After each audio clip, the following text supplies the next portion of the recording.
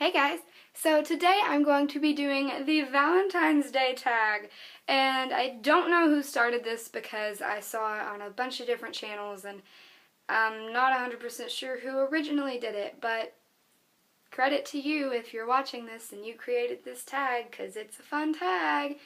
But Valentine's Day is at the end of this week and I'm pretty excited for it even though I'm a single Pringle, but I like Valentine's Day anyway, and I like romance books more than I like Valentine's Day, so I'm going to be doing a Valentine's book tag today. So without further ado, I'll go ahead and start. I'm looking down here underneath you at the questions because I had to write them down. Okay, the first question is your favorite basic romance plot. And mine is a romance plot that is used a lot, but I still love it.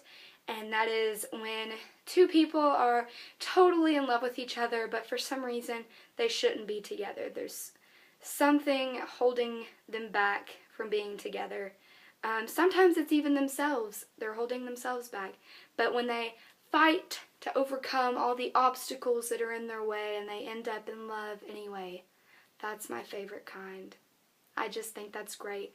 Maybe because it's so real and it shows that in life you do have to fight for the things that are great. But whatever it is, that's my favorite, pretty basic romance. Number 2 asks, your favorite classic romance. I've read a couple of classics, especially lately, but none of them have really been romantic classics. After I thought about it for a while, though, I realized I have read one, a major one, and that's Romeo and Juliet. I read it last year for English, and I actually really enjoyed it. Most people in my class hated it and couldn't wait to be finished with it, but all in all, after we kind of deciphered what they were talking about, I really enjoyed it. Alright, question number 4 is your favorite sad romance.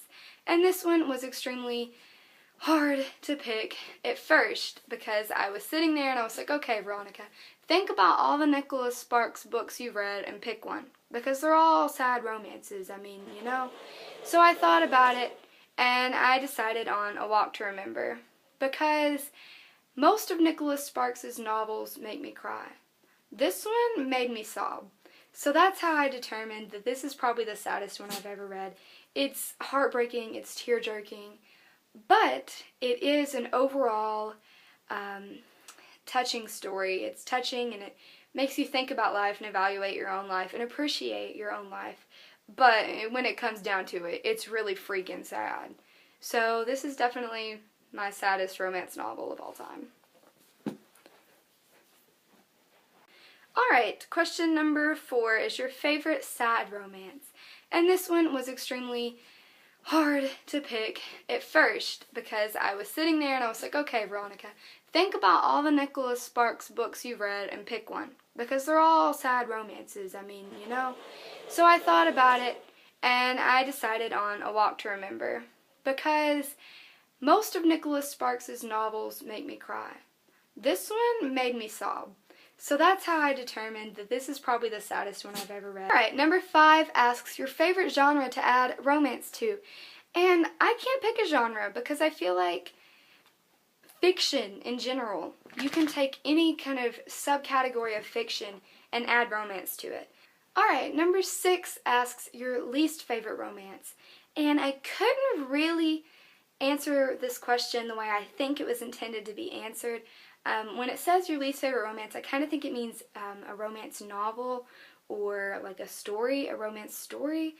But instead, I went with a romantic partnership, a couple that I don't like. And I'm going to get probably criticized for this, and most people are not going to agree with me. But I picked Percy and Annabeth from Percy Jackson and the Olympians, and also the Heroes of Olympus series. Yeah. I'm not a huge Percabeth supporter. I love them as friends. I think their friendship is quirky and cute and witty, but I don't like them being friends. Being more than friends, because I feel like in a story, if in the beginning there's a girl and a guy that are friends, they just always fall in love. And Rick, buddy, I don't understand why you had to fit in to the typical category that every author goes for. I just don't know. Why couldn't you have just kept them friends? I just like them as friends. I don't want them to be more than friends. Oh, that you hate me for that, you might like me because I'm going to be talking about my favorite literary couples, and hopefully you agree with me. My first one is, it's obvious. It's Rose and Dimitri from the Vampire Academy series, and I read this whole series years ago, probably 5 or 6 years ago. Obviously keeping up with them as they came out, but I think they're the sweetest couple, and they fall into my favorite basic plot line. They aren't supposed to be together, but they're in love with each other and they can't deny it, and they have to fight through a lot of freaking crap to be together. But one thing that I love about them is they are so perfect, okay? They are the most, like, kick-butt characters in, like, literary history almost, and they're together. Like, how cool is that? It's like, they're like a killer team.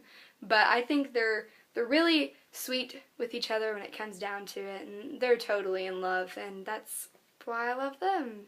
Sort of some of the few reasons why I love them. My second favorite is probably one that most of you have not heard of, and it's Rob and Jess from the Vanished series by Meg Cabot. And if you don't know, which you probably don't, Rob is a delinquent, and he's like a couple years older than Jess, and so they're really not supposed to be together. And Rob tries to deny that he has any feeling for her whatsoever. But when it comes down to it, they're totally in love with each other, and no matter what, when she calls, he's there and he helps her through everything, and I think they're a beautiful couple. The final literary related question is, if you had to pick a literary significant other, who would you pick? And I thought about this for a long time, and I originally was going to pick Dimitri, but then I kind of surprised myself, and I picked Craig Gilner from It's Kind of a Funny Story. Craig is in this story, he's a boy who enters himself into a psych ward because he's thinking about killing himself. It's really an interesting story, and he is an interesting character. He's so intricate and so beautifully crafted, and I absolutely adore him. As they say sometimes, I've seen this quote on Pinterest before, and it says, all I want is someone whose demons play well with mine. And Craig's demons would definitely play well with mine. So that is why I picked Craig.